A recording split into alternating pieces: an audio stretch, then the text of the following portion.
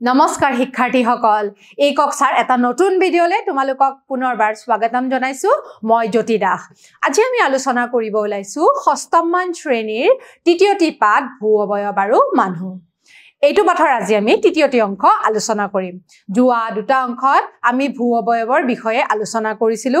ভূ অবয়বত আমাৰ স্থলভাগতো ভূ অবয়ব আছে বুলি আমি জনাইছিলো আৰু জলভাগতো ভূ অবয়ব আছে বুলি আমি জনাইছিলো আজি আমি এই স্থলভাগত পোৱা ভূ অবয়বৰ কিছুমান উদাহৰণ চাম যোৱা অংশত আমি মালভূমি পৰ্বত পাহাৰ এবিলাকৰ বিষয়ে আলোচনা কৰিছিলো আজি আমি সমভূমিৰ বিষয়ে বা উপত্যকাৰ বিষয়ে আলোচনা কৰিম ছাত্ৰ-ছাত্ৰীসকল সমভূমি বুলি ক'লে আমি কি বুজিম আমি বুজিম পৃথিৱী পৃষ্ঠৰ যিখিনি সমান ঠাই মাটিৰে আগুৰি আছে তাক আমি সমভূমি বুলি সমভূমিত আমাৰ বিভিন্ন ধৰণৰ মালভূমি নদী হ্ৰদ এবিলাক থাকিব পাৰে পৃথিৱী পৃষ্ঠৰ 1/3তকৈ অধিক সমভূমি আৱৰি আছে ঠিক আছে নদী আৰু নয়ে উচ্চভূমি আৰু ই নিম্নভূমিত সামগ্ৰী জমা কৰি লাখ লাখ বছৰৰ ভিতৰত সমভূমি গঠন কৰে এই উচ্চভূমিবিলাক নদীয়ে কি কৰে খহাই লৈ পেলাই ইয়াক কি কৰে ইয়াক সমান ভূমিত পৰিণত কৰে গতিকে এই নদী আৰু নয়ে যিবিলাক উচ্চভূমি আছে পৰ্বত আছে পাহাৰ আছে মালভূমি আছে সেইবিলাক খহাই লৈ যায় আমাৰ সমভূমিত পৰিণত কৰে ঠিক আছে গতিকে সমান ভূমি বুলি কোৱাৰ লগে লগে আমি সমান যিবিলাক ভূমি আছে হেয়াকে বুজি আমি আৰু এই সমভূমিত আমাৰ কি হয় সমভূমিত আমাৰ কৃষি কাৰ্য ভাল হয় জনবসতি ঘন হয় এইবিলাক আমি দেখা পাওঁ কিন্তু কিছুমান সমভূমিত আমি বেলেগ কিছুমান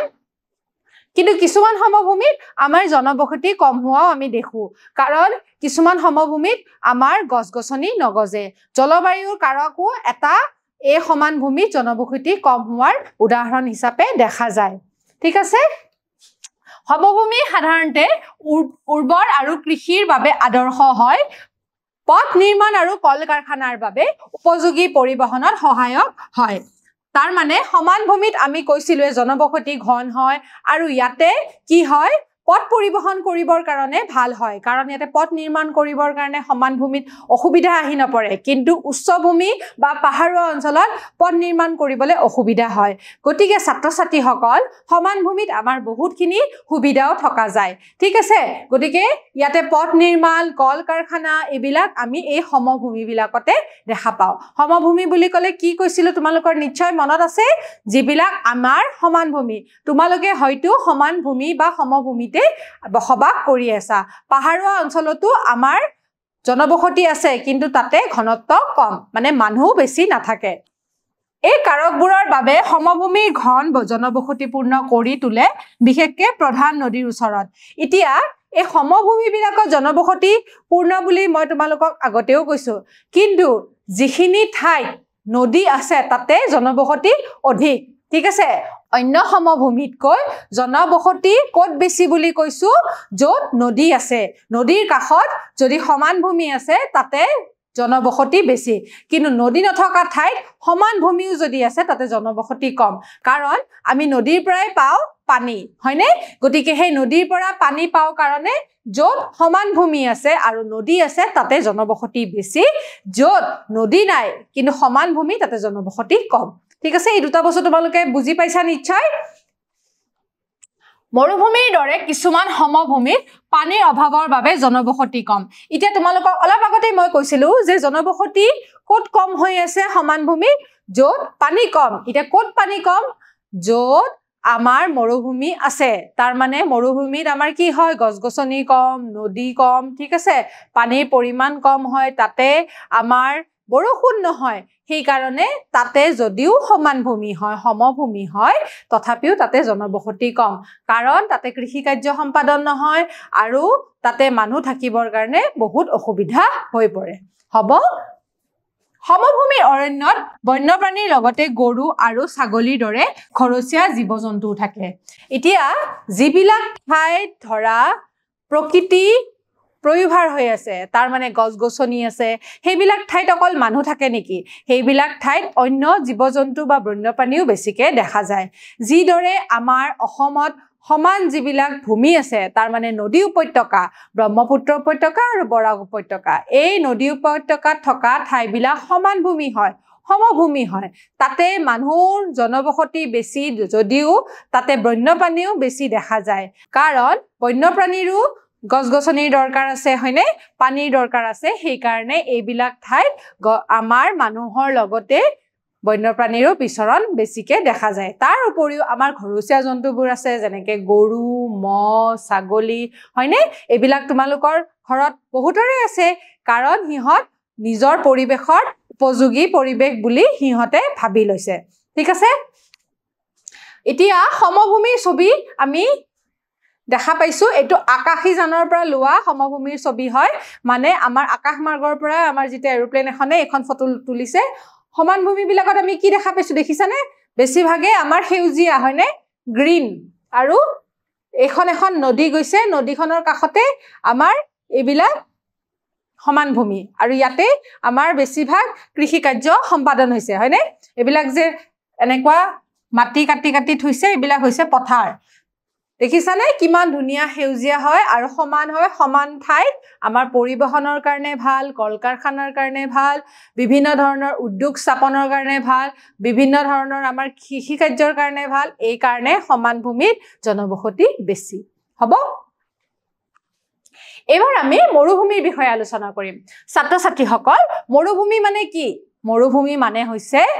য'ত আমাৰ একেবাৰে বালিচহীয়া মাটি থাকে এতিয়া মৰুভূমিৰ চিত্ৰখন তোমালোকে দেখা পাইছানে ইয়াতে চোৱা একেবাৰে গছ-গছনি নাই এনেকুৱা ঠাই ক'ত আছে আমাৰ ভাৰতত তোমালোকে ক'ব পাৰিবানে এনেকুৱা ঠাই আমাৰ ৰাজস্থানত আছে ৰাজস্থানত থৰ মৰুভূমি এনেকুৱা হয় কাৰণ ইয়াতে কোনো ধৰণৰ গছ-গছনি নগজে আছে গছ-গছনি কিন্তু কম আৰু তাতে বৰষুণৰ পৰিমাণ কম হোৱাৰ কাৰণে তাৰে অবয়বটো আমাৰ এই ধৰণৰ হয় ঠিক আছে সেই কাৰণে ইয়াতে গছ-গছনি কম আৰু ইয়াৰে মাটিটো বেলেগ ধৰণৰ হয় আমাৰ যেটো মাটি হয় হেতু মাটি মৰুভূমিৰ মাটি নহয় বালি সহিয়া মাটিবিলাক হয় বালিৰ সদৃশ হয় আৰু ইয়াতে গছ-গছনি কম পানীও কম পানী নাই কাৰণে মাটিবিলাকো এনেকুৱা হয় ঠিক আছে আৰ্দ্ৰতাটো কম হয় গতিকে মৰুভূমিৰ চিত্ৰখন তোমালোকে দেখা পাই গমেই পাইছা যে মৰুভূমিখন একেবাৰে আমাৰ একদম ৰুক্ষ হয় কিন্তু ই সমান ঠাইতে আছে ঠিক আছে মৰুভূমিৰ জলবায়ু অতি শুকান হয় গতিকে ইয়াৰে জলবায়ুটো অতি শুকান আৰু বছৰি 250 মিলিমিটাৰতকৈ কম বৰষুণ হয় ঠিক আছে গতিকে ইয়াতে একেবাৰে কম বৰষুণ হয় আৰু হেতু কাৰণে ইয়াতে গছ-গছনিও কম যি ঠাইত বৰষুণৰ পৰিমাণ বেছি তাতে উদ্ভিদ বেছি হয় যি ঠাইত বৰষুণৰ পৰিমাণ বেছি তাতে গছ-গছনিৰ পৰিমাণ বেছি হয় আনহাতে যিবিলাক ঠাইত গছ-গছনি কম হেবিলাক ঠাইত বৰষুণৰ পৰিমাণও কম হয় গতিকে উত্তৰপূৰ্তভাৱে দুইটাই জড়িত হয় আৰু জলবায়ু হৈছে ইয়াৰ এটা প্ৰধান কাৰক জলবায়ু শুকান হলে তাতে বৰষুণৰ পৰিমাণও কম হয় নদী নাথাকিলেও তাতে বৰষুণৰ পৰিমাণ কম হয় গতিকে ছাত্ৰ-ছাত্ৰীসকল আমি গম পালো যে মৰুভূমিৰ জলবায়ু হৈছে শুকান আৰু ইয়াতে 250 মিলিলিটাৰতকৈও বৰষুণৰ পৰিমাণ কম হয় হ'ব দিনৰ উষ্ণতা বেছি আৰু ৰাতিৰ উষ্ণতা অতি কম হয় দিনত উষ্ণতাটো বহুত গৰম হয় ঠিক আছে আকৌ ৰাতি তাতে বতাহ বলে কাৰণে তাতে ঠাণ্ডা বেছি হয় ঠিক আছে দিনত একেবাৰে অতিপাত গৰম হয় ঠিক আছে তাতে অতিপাত গৰম তাৰ মানে যেহেতু গছ-গছনি নাই আৰু জলবায়ুটো আমাৰ শুকান হয় হেতু কাৰণে তাতে কি হৈছে উষ্ণতাটো আমাৰ বেছি হৈছে ঠিক আছে আফ্ৰিকাৰ সাহাৰা মৰুভূমি আফ্ৰিকাত যেটো সাহাৰা মৰুভূমি আছে তাতে উষ্ণতা 50 সেলসিয়াস ডিগ্ৰীতকৈও বেছি হয় তাৰ মানে ইমান ডিগ্ৰী সেলসিয়াস হয় 50 আমি আমাৰ অসমত বেছিভাগ 30 বা গৰমৰ দিনত 35 হিমানলৈকে যোৱা দেখিছো কিন্তু তাতকে যদি বেছি হয় আমি তাতে থাকিব নোৱাৰা অৱস্থা হয় তোমালোকে ভাবাচোন 50 ডিগ্ৰী সেলসিয়াস কিমান গৰম হ'ব এই 50 ডিগ্ৰী সেলসিয়াস আফ্ৰিকাৰ সাহাৰা মৰুভূমিত আমি দেখা পাওঁ ঠিক আছে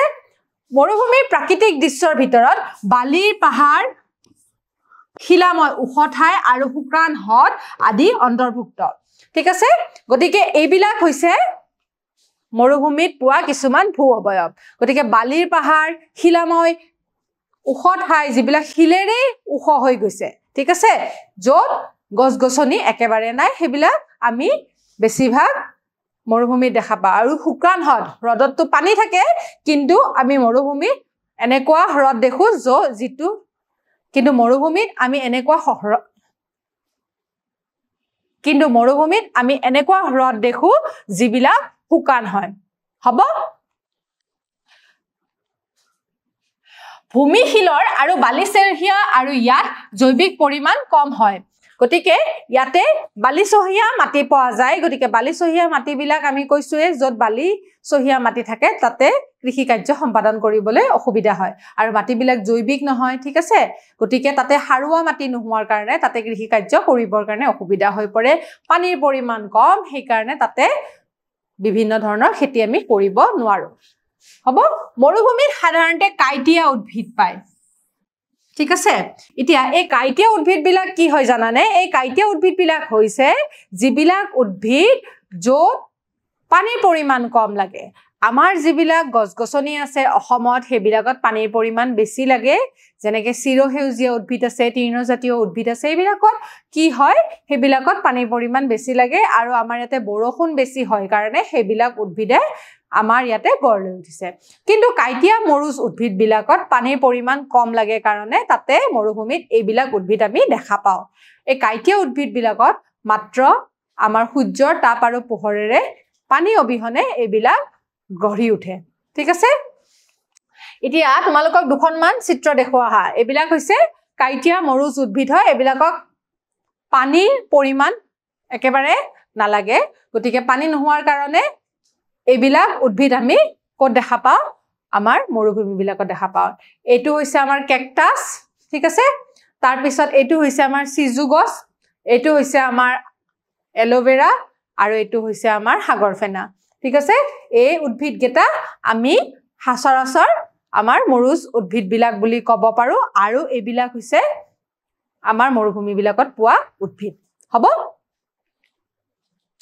এবাৰ আমি উপত্যকাৰ বিষয়ে আলোচনা কৰিম উপত্যকা মানে কি উপত্যকা মানে হৈছে নদীৰ কাষত থকা অঞ্চল সেইবিলাকক নদী উপত্যকা বুলি কয় নদী উপত্যকা সাধাৰণতে সমান ঠাইতে হয় ঠিক আছে নদীৰ কিছুমান কাৰ্য আছে নদীখন যে আমাৰ বুৱতী নৈ হয় নে নহয় ই বৈ আহে এই বৈ আহোঁতে নদীখনে কিছুমান কাম কৰি আহে কিছুমান কাৰ্য নদীৰ দ্বাৰা সম্পাদন হয় এই নদীয়ে কি কৰে জানানে আমাৰ যিবিলাক নদীৰ কাষৰ অঞ্চল আছে আৰু যিবিলাক পাহাৰ আছে মালভূমি আছে মালভূমিৰ কথা কৈছিলো নহয় পাহাৰৰ সদৃশে কিন্তু পাহাৰ নহয় উচ্চ ভূমি হয় সেই মালভূমিৰ পৰা কি কৰে যেতিয়া কাষেৰে নদীখন বৈ আহে তাৰ পৰা মাটি খহাই আনি তাক সমান ভূমিত পৰিণত কৰে সমান ভূমিত পৰিণত কৰাৰ লগে লগে নদীৰ কাষত উপত্যকাৰ সৃষ্টি হয় এটা তোমালোকক আগতেও কৈছো আজি আকৌ এবাৰ সোঁৱৰাই দিছো তোমালোকে নদীৰ উপত্যকাৰ কাষতে থাকা এতিয়া কোনখন নদীৰ উপত্যকাৰ কাষত থাকা বৰাক নদীৰ কাষত থাকা নে ব্ৰহ্মপুত্ৰ নদীৰ কাষত থাকা আমাৰ অসমত দুখন নদী আছে ব্ৰহ্মপুত্ৰ নদী আৰু বৰাক নদী এই বৰাক নদী আৰু ব্ৰহ্মপুত্ৰ নদীৰ কাষত থকা মানুহবিলাকক কয় সেইখন নদীৰ উপত্যকাৰ মানুহ হ'ব গতিকে ছাত্ৰ ছাত্ৰীসকল উপত্যকা হৈছে দুটা উচ্চ ভূমিৰ মাজত দীঘলীয়া নিম্নভূমি ঠিক আছে উচ্চ ভূমি দুটাৰ মাজত থকা যিটো দীঘলীয়া ভূমি হয় হেতুকে আমাৰ উপত্যকা বুলি কয় ঠিক আছে আৰু এইবিলাক সমান ভূমি হয় আৰু নদী বা হিমবাহৰ দ্বাৰা হিমবাহ মানে বৰফৰ দ্বাৰা ই গঠিত হয় হিমবাহৰ কথা কৈছিলো নহয় তোমালোকক হিমবাহে আমাৰ উচ্চ ভূমিৰ পৰা যিবিলাক বস্তু আছে সেইবিলাক বগৰাই আনি পেলাই তলত নিম্নভূমিত জমা কৰি ৰাখে বৰফৰ আকাৰত ই আহি পেলাই তলত জমা হয় আৰু সমান ভূমিৰ সৃষ্টি কৰে মানুহে ওখ পাহাৰীয়া উপত্যকাত বসবাস কৰে আৰু যিবোৰ আকাৰত অলপমান বেলেগ হয় ওখ যিবিলাক পাহাৰীয়া উপত্যকা আছে সেইবিলাক আকাৰত বেলেগ হয় ঠিক আছে উপত্যকাত জলজ মাটি থাকে যাৰ বাবে ইয়াত বাসস্থানৰ বাবে উপযোগী গতিকে উপত্যকাবিলাক নদীৰ কাষতে থাকে বা হিমবাহৰ কাষতে থাকে গতিকে এই নদী আৰু হিমবাহৰ জৰিয়তে তাতে জলজ মাটি হৈ থাকে ঠিক আছে মানে য'ত পানীৰ আৰ্দ্ৰতাটো বেছি থাকে সেই কাৰণে তাতে কি হয় বাসস্থানৰ কাৰণে সুবিধা হয় ঠিক আছে কিছুমান উপত্যকাত সমতল আন কিছুমানত অলপ অসমান হয় কিছুমান উপত্যকা আমি কি দেখা পাওঁ সমান হয় কিছুমান অসমানো আমি দেখা পাওঁ ঠিক আছে উদাহৰণস্বৰূপে কাশ্মীৰ উপত্যকা আৰু ব্ৰহ্মপুত্ৰ উপত্যকা আমি নদী উপত্যকাৰ কথা কৈছিলোৱে এতিয়া কাশ্মীৰ উপত্যকা হৈছে আমাৰ হিমবাহৰ উপত্যকা এতিয়া এই কাশ্মীৰ উপত্যকাটো হৈছে আমাৰ উচ্চভূমিত থকা উপত্যকা আৰু ব্ৰহ্মপুত্ৰ উপত্যকা হৈছে আমাৰ নিম্নভূমিত থকা উপত্যকা বুজি পালা তোমালোকে উপত্যকাৰ অৰণ্যত বিভিন্ন বন্যপ্ৰাণী থাকিব গতিকে যিবিলাক ঠাই উপত্যকা হয় হেবিলাক ঠাইটো আমি কৈছিল অলপ আগতে কি জলজ মাটি থাকে আৰু তাতে আমি গছগছনি বেছিকে দেখা পাওঁ আৰু যত গছগছনি বেছি আছে তাতে বন্যপ্ৰাণীও আছে পাহাৰুৱা অঞ্চল বিলাকতো কিছুমান ঠাইত জলজ মাটি থাকে সেই জলজ মাটি থকাৰ কাৰণে তাতে বন্যপ্ৰাণীৰ বিচৰণো বেছিকে দেখা পায় গতিকে উপত্যকাৰ অৰণ্যতো আমি বন্যপ্ৰাণী বেছিকে থকা দেখো এতিয়া আমি এই বৰাক উপত্যকাৰ ছবিখন চাও আহা অলপ আগতে তোমালোকক কৈছিলোৱে যে আমাৰ ইয়াতে দুটা নদী উপত্যকা আছে নদী উপত্যকা বুলি কোৱাৰ লগে লগে বৰাক উপত্যকা আৰু ব্ৰহ্মপুত্ৰ উপত্যকা এতিয়া এখন কিন্তু মানচিত্ৰ হিচাপে কলে ভুল হ'ব কাৰণ এখন মানচিত্ৰত আমি ইমান সঠিকভাৱে আলোচনা কৰা নাই কিন্তু ইয়াতে ধুনীয়াকে দেখুওৱা হৈছে বৰাক উপত্যকাত কি কি নৈ আছে উপনৈ আছে হেবিলাক দেখুওৱা হৈছে ঠিক আছে এবিলাক হৈছে আমাৰ বৰাক নৈৰ উপনৈ হ'ব জাতিংগা জিৰি খুনাই কাটখাল ধলেশ্বৰী হয়নে এবিলাক হৈছে উপনৈ আৰু উপনৈখনে লগ লাগি পেলাই আমাৰ বৰাক নদীখন পাৰ কৰিছে ঠিক আছে আৰু ই গৈ পেলাই আমাৰ এই মেঘনা আৰু পদ্মা এয়া আমাৰ বাংলাদেশত পৰিছেগে ঠিক আছে তাৰ পিছত এয়া হৈছে মেঘালয় ত্ৰিপুৰা মণিপুৰ আৰু মিজোৰাম মেঘালয় ত্ৰিপুৰা মিজোৰাম আৰু মণিপুৰ এখিনি আমাৰ অসমৰ কাটি লাগি থকা ৰাজ্য হয় আৰু বাংলাদেশখন হৈছে আমাৰ কাষত থকা দেশ ঠিক আছে ওচৰৰ দেশ হ'ব গতিকে তোমালোকে বুজিয়ে পাইছা এইখিনিত আমাৰ বৰাক উপত্যকাৰ মানুহখিনি থাকে আৰু ইফালে আমাৰ ব্ৰহ্মপুত্ৰ উপত্যকা বৰাক নদী আৰু ইয়াৰ উপনৈসমূহৰ চাৰিওফালে বৰাক উপত্যকা গঠন হয় আমি ইয়াতে বৰাক নদীৰ কথা কৈছো বৰাক নদীৰ কাষৰ যিবিলাক উপনৈসমূহ চাৰিওফালে বৰাক উপত্যকা গঠন হয় য'ত য'ত বৰাক নদীৰ উপনৈ আছে ইয়াত কাছাৰ শ্ৰীভূমি পূৰ্বতে কৰিমগঞ্জ আৰু হাইলাকান্দি জিলা অন্তৰ্ভুক্ত কৰা হৈছে গতিকে কাছাৰ শ্ৰীভূমি আগতে কৰিমগঞ্জ বুলি কৈছিলে গতিকে কৰিমগঞ্জৰ আন এটা নাম হৈছে শ্ৰীভূমি হাইলাকান্দি জিলা অন্তৰ্ভুক্ত কৰা হৈছে বৰাক নামটো ডিমাছা শব্দৰ পৰা বুঢ়া যাক ভাগ কৰা আৰু ক্ৰ মানে বৈ যোৱা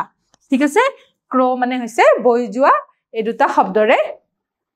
আনা হৈছে আৰু তাক বৰাক শব্দটো ডিমাছা শব্দৰ পৰা লোৱা হৈছে বৰাক নদী শ্ৰীভূমিৰ হালটিকালৰ সমীপত কুশিয়াৰ আৰু খুৰমাত বিভক্ত হয় বৰাক নদীখন শ্ৰীভূমিৰ হালটিকাটিৰ সমীপত কুশিয়াৰ আৰু খুৰমাত বিভক্ত হয় নদীৰ ওপৰৰ অংশটোক বুৰাকৰ বুলি কোৱা হৈছিল আৰু উপত্যকাৰ বাকী অংশ শ্ৰীভূমিৰ বাহিৰে কাছাৰ উপত্যকা বুলি জনা গৈছিল ঠিক আছে বাসিন্দাসকলৰ ভিতৰত তাতে কেনেকুৱা ধৰণৰ জনবসতি আছে বঙালী ডিমাছা কছাৰী হমাৰ মণিপুৰ আৰু নগাসকল এটো উপত্যকাত বসবাস কৰা লোক হ'ব আৰু তাৰে মানুহবিলাকে কৃষি বিশেষকে উৰ্বৰ মাটিৰ বাবে ধান খেতি কৰা দেখা যায় যেহেতু নদী উপত্যকাৰ মানুহ হয় নদী উপত্যকাৰ কাষত তোমালোকে কৈছিলুৱে কৃষি কাৰ্য ভালদৰে সম্পাদন হয় গতিকে তাতে ধান খেতি